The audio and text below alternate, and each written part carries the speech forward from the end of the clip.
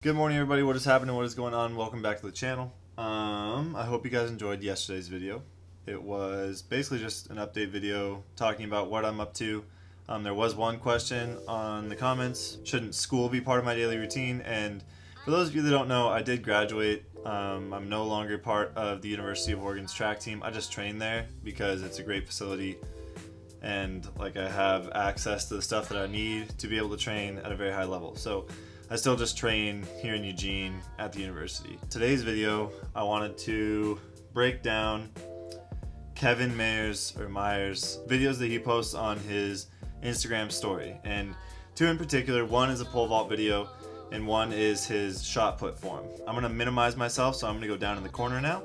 Okay, so this is the footage of Kevin Mayer doing the pole vault. If you're not familiar with Kevin Mayer, he's the world record holder in the Decathlon.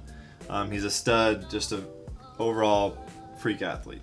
Before I go any further, I should say that this is his footage. He posted it on his Instagram story and I took it, so shouts out to his Instagram, mayer.deca on Insta, so go follow him. I don't know what his Twitter is or anything like that, but that's his, Okay, so we're gonna play this all the way through. You guys can watch it, enjoy it, have fun with it, and then we will come back and we will watch mine and go through it and see how that goes relative to his pole vault. I slowed it down quite a bit for you guys. It's at 25%, but I can skip through videos and stuff. So we'll watch it all the way through. He's a pretty good pole vaulter. I don't know what his actual personal best is. I probably should. He's also rocking that full grout fit. Okay, so that was him pole vaulting from, I don't know, 5 lefts or something like that. This is me pole vaulting. I think this is my first practice on some actual poles. And you'll be able to quickly tell some differences between me and him.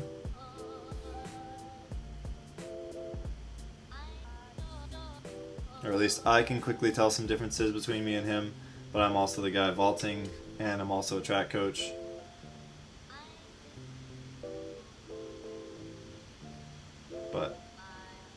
Okay, so let's go back and we're going to break down some of the stuff in Kevin's that I really enjoyed, that I really like. So as he's going in, his right hand on his penultimate foot is above his shoulder, which is nice. It's a good thing to see. He plants with his left foot. He's not very segmented. It's pretty straight up and down. Looks very nice. You're starting to see that bent reverse C, which is kind of what you want to see in the pole vault. You can clearly see it here. And the best part about Kevin is he has a phenomenal knee drive. So he holds this knee, and if you watch, he holds it throughout the duration of his vault. So he holds his knee, and this left leg stays long. His knee is still up. He whips that left leg, keeps it whipping, keeps it whipping, keeps it whipping, until both of his knees get to his chest. Then his feet continue to go past to where the top of the pole is, and he goes vertically. This is just him being strong. He's a very strong individual, good core, and then goes vertical and has a good top end. He flag poles off a little bit, but he's a decathlete, not a pole vaulter. So very good jump there from Kevin. So now we're going to go back to where I was at takeoff. So I'm very inside at takeoff, right here, and very segmented. So we talked about being in a straight line. You can see bent elbow there, bent foot there, bent at my ankle. This foot's coming all the way up to my butt. It's just not a clean takeoff by any means. I then straighten everything out. So this is a fine position. This is good. I'm in that reverse C that everybody wants to see when you're vaulting. My knee drive doesn't come up quite as high as his does. I'd like to see it a little bit better. And then my knee never continues to drive. It kind of starts to drop until my left leg comes to meet it. Now here's where me and Kevin differ. Kevin does a really, really good job of getting his feet to the pole and dropping his eyes back to where he's not looking at the bar. No, I look at the bar the entire time, and it's something that I need to fix, and I'm realizing it even more now as I go over it with you guys. So I'm looking at the bar, and it never allows me, because I'm looking at the bar, it never allows me to get my hips to move up. They just sit right here where they are. I wish that they would already be up by my top hand, but they're not, or my bottom hand, but they're not. And if they were, I could jump considerably higher, because I mean, I would have at least made this bungee. I think the bungee was at 480 or something like that, and I'm on like a 15.7 pole, 470 or something like that. Anyways, so I flag pull off. I'm still looking at the bar, still looking at the bar, still looking at the bar. It's just not the best of form. And you guys know pole vault's not my strong event, but I wanted to break it down a little bit for you. So being a decathlete, you can kind of get away with that stuff, but to be a decathlete at his level, you kind of can't. So he has a free takeoff. Gosh, it looks so good. Free takeoff, plants the pole nicely, drives both feet up. See right here, his hips and his elbow and everything is very concise and very close together. For me, in that same position, it's not even close. Like, his feet are already going up and my hips are going down. Him, me. There's a big difference there. Now to the clickbaity title of this video. Kevin throwing shot put. He also posted this on his Instagram story. We're gonna break it down, go through everything, and then we'll go on to me trying to replicate it. After I saw this, I went and was like, I should be throwing shot this way. It makes sense. And I'll explain why I think that. So we're going to play this through like we did the last time, and we're going to watch it all the way through in super slow motion because it actually slows down again. And I want you guys to like really pay attention to his feet and where his hips are at the whole time.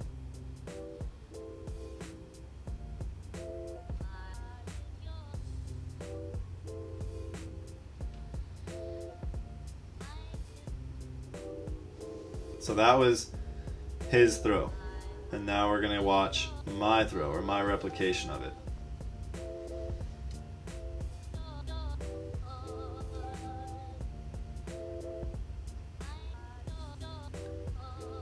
You should be able to already tell some differences between me and Kevin as far as what we're doing when we're throwing.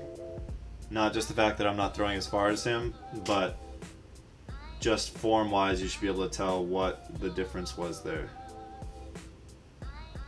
And this was probably my better form-wise of the throws that I took. And we're not going to look at it all, because there's no reason to watch me throw when we can watch Kevin throw.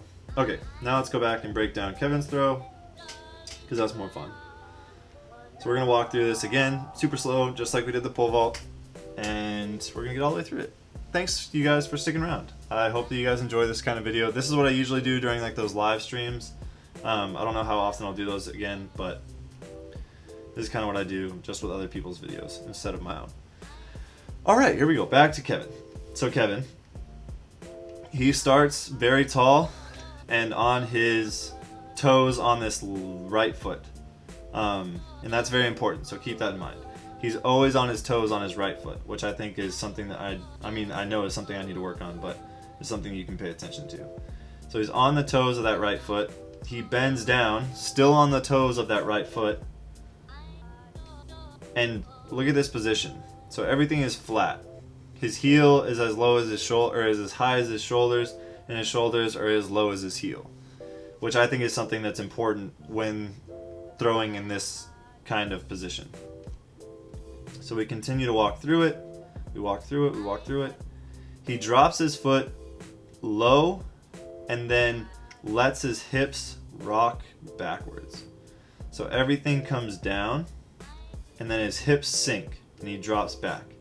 At this point, that's when his heel touches the ring. He drags everything to the center, keeping as much torque as possible, and then lands in a great power position. So right here, he has a positive shin angle with his toes making contact instead of his heel in the middle of the ring.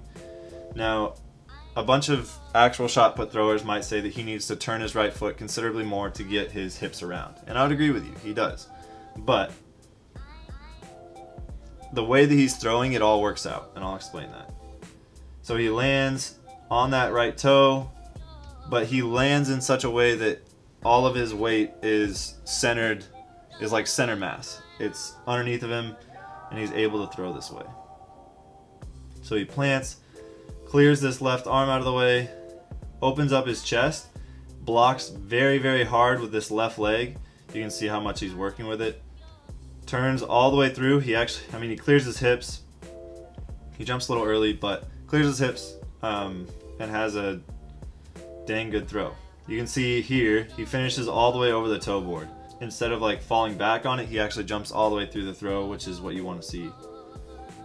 And then clearly a far throw. So I'm guessing that's probably 12, 13, 14, 15. So like 1530, 1540. If not, it's like a 1630, 1640 with a 7.6K. It's a pretty darn good throw. Okay, now we're gonna go to me.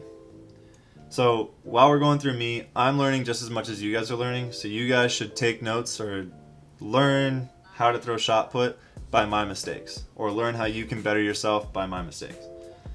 Okay, so I try and replicate exactly what Kevin does. And remember what I said? The first thing was to pay attention to his feet. My right foot is completely flat, which I do more for balance, but it's something that like I just noticed in his throwing that I do not do. So I'm going to take that next time I throw shot put, which will probably be tomorrow, so we'll revisit this. It's hard for me to break down my own video. Next, my left arm is super extended where his left arm was down lower. And I think me having my left arm super extended out is causing me to not bring my chest down low enough. And in this case, my heel rises lower than my shoulders. Kevin was pretty much flat. It looked very nice. So that's one thing.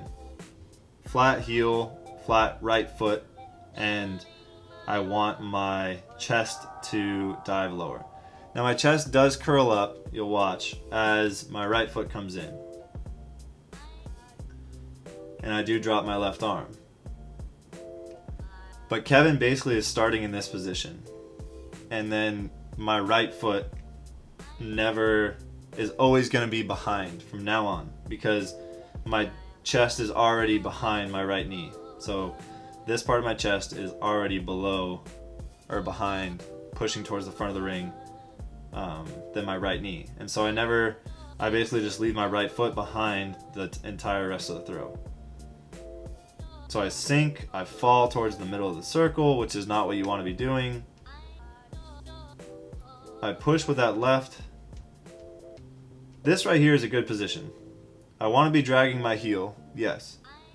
But I want to be doing it in such a way that I land with a positive shin angle on my toe. And I don't. I have a little bit, but it's 99, it's pretty much 90 degrees. It's not like 80 or 70, which I would like to see. It's like pretty much straight up and down. It's like 90-degree angle right here. And then my heel touches, and then instead of turning on it, Kevin doesn't turn on it as well as he probably could have, but yeah. Anyways, I clear through fine. We basically have the same finish, and then I come around. I finish over the toe board, good to go. Okay, but the biggest things that I see are that I push and drag my toe to the middle, and then I never really land on my toe. So I'd like to snap everything underneath and be more precise with how that looks. I think that would work considerably better. And it would allow me to basically squat and push the ball and turn and use my hips to clear all the way through. Next, I want to maintain staying on my toe as I go out of the back of the ring. I think it would help me to kind of land on my toe if I start on my toe, and then set myself up to be in a better position by allowing my chest to come down and not letting my hips sink backwards. And then completing the throw. Alright, let's watch Kevin throw one more time, because that was kind of what the video was about, and we're going to break it down one last time. So he's up on his toe here, he drops everything down, notice how his hand goes down instead of out, shoulders down, leg in, kicks backwards, slides his foot underneath and rips it back. Now this is a great power position. It's just, yeah, I want to try and replicate this position. He then doesn't necessarily turn on that right, pushes off of it, and then starts to turn. This left hip blocks great. Finishes over the top of the toe board, and has a good throw with a separate or like a heavier shot put. Anyway, that is going to be the end of today's video, guys. I hope that you did enjoy me breaking down Kevin's form and then comparing it to mine. I know I definitely learned something from even just breaking it down while I'm talking to you guys, because I verbally process everything. I hope that you guys can take something away from it too.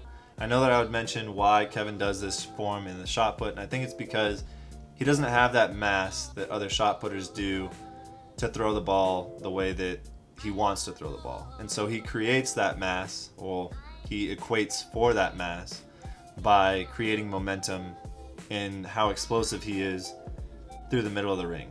And so bringing his leg high, it allows him to start tall, finish tall, and I think that that's more what I need to do rather than sitting in the back of the ring waiting for a while and then slowly getting through my throw. Yeah, so I hope you guys did enjoy that. That's going to be the end of it. Remember, be nice to people, don't hurt yourself, don't hurt others, slow down, don't dance so fast, and I will talk to you guys all tomorrow. Okay, bye.